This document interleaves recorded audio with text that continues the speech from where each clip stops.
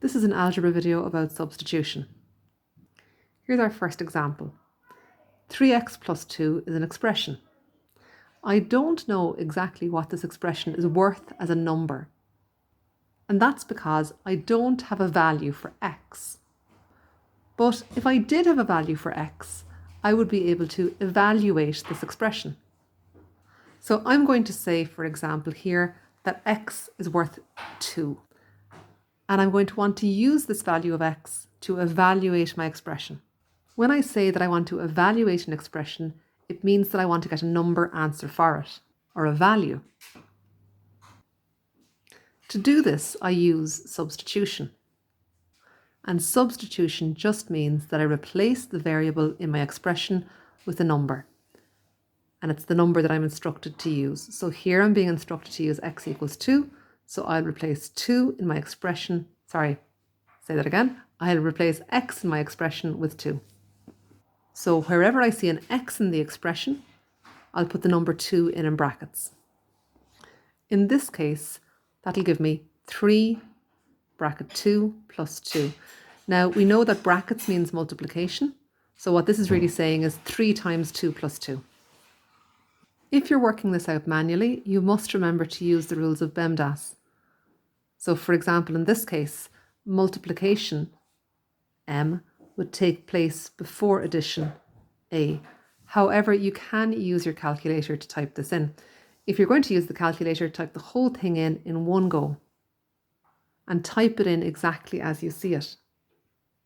In this case, I should type in 3 bracket 2 bracket plus 2. And when I press equals, I get a result of 8.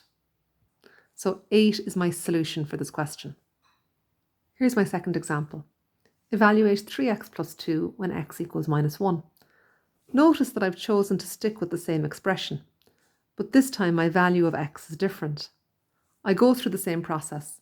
Wherever I see an x, I replace it with minus 1 in brackets. So this time I should write 3 bracket minus 1 plus 2. I then go to my calculator and type this in, and I get a result of minus 1. Notice that the same expression can give different final answers depending on the value that I use for the variable. Remember that the word variable comes from the word vary, which just means to change. So a variable's value can change, and it has a knock-on effect on the value of the expression. Example 3 is worded slightly differently. It says find the value of. This just means the exact same thing as evaluate. Find the value of 3a minus 2b when a equals 4 and b equals minus 2. There are 2 variables in this case, but the process is the exact same. I just replace a with 4 in brackets and b with minus 2 in brackets. So this should look like 3 times 4 minus 2 by minus 2. Remember that brackets, of course, mean multiplication. I'll go to my calculator and type this in, and the result is 16. So 3a minus 2b evaluates to give me 16 in this case. Here's example 4. Find the value of 2ab minus 3b when a equals minus 1 and b equals 2. Don't be put off by the ab side by side here. They're just multiplying together. And again, I'll just do the exact same as before, replace the a and the b's that I see in my expression with minus 1 and 2 in brackets. As long as you always remember to put the brackets in, then you shouldn't run into any trouble.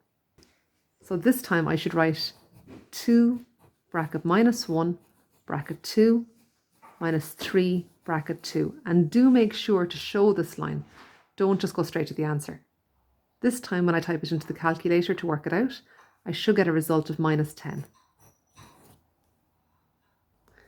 Example 5 asks us to evaluate 5 bracket 2y minus 3 when y equals to 0.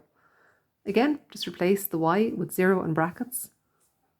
So this time I should have 5 bracket 2 bracket 0. I'm going to close the bracket for that. Minus 3, and I must make sure to close the bracket at the end as well. So I'm putting my own brackets in around any of the values that I'm filling in, but I'm keeping any of the existing brackets.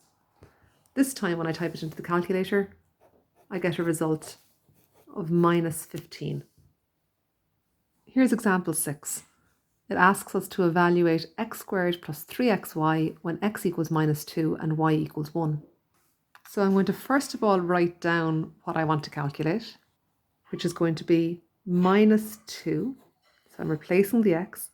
The square goes on the outside of the bracket, plus 3 times -2 times 1 for the y.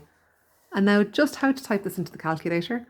Well, my calculator's on. I've got my bracket button here. I'll press it. I'll type in -2. I'll close the bracket. And now I want to get this squared in. So I just use the x squared button on the calculator, which is just here. And then I'll continue on with +3, bracket -2, bracket 1. Again, make sure that you open and close all your brackets correctly on the calculator. And then my solution in this case is -2. Question 7 asks us to find the value of 3x plus 2 over x plus 5 when x equals to 1. Again, I'll just replace all the x's with 1's in brackets. To type this into my calculator, I should start by pressing the fraction button over here on the left-hand side. That creates a space for fractions on my calculator screen. On the top, I want to type in 3 bracket 1 plus 2. So I'll do that now. And then to move to the bottom of the fraction, I simply use the down arrow button. Pressing that brings me down into the bottom of the fraction. And now I want to type in bracket 1 plus 5. When I press equals, it'll evaluate my solution. In this case is 5 over 6. To finish up this video, I want to return to the problem solver that we saw in an earlier video. This was our rectangle where we had expressions for the sides and we found an expression for the perimeter. So I'm now going to add an extra little bit onto this question. I want to find the value of the perimeter of this rectangle if a equals 3. Now, I already have an expression for the perimeter. The perimeter is 12a plus 10. So how should I evaluate the perimeter now, do you think? I should replace the a with 3 in brackets and then go to my calculator to work it out. And the result is that the perimeter of this rectangle is 46 units long if a is worth 3.